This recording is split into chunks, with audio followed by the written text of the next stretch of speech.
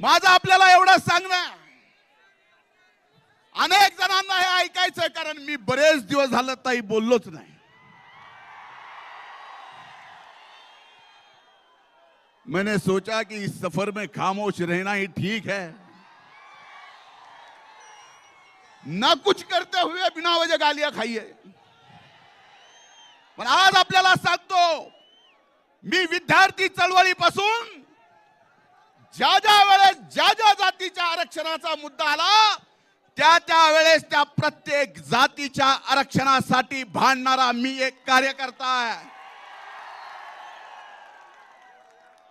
आणि हे तुमच्यापासलं लपलेलं नाही आहे.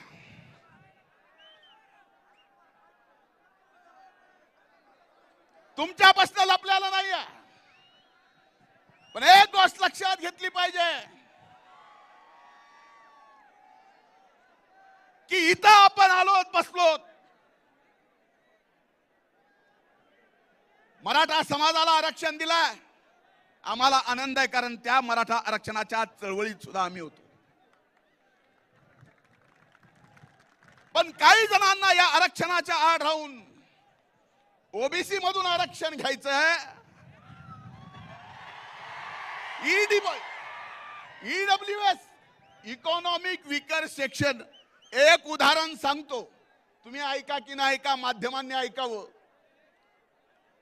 ओबीसीचा आत्ता आलेला एमपीएससीचा रिझल्ट, त्याचा कट ऑफ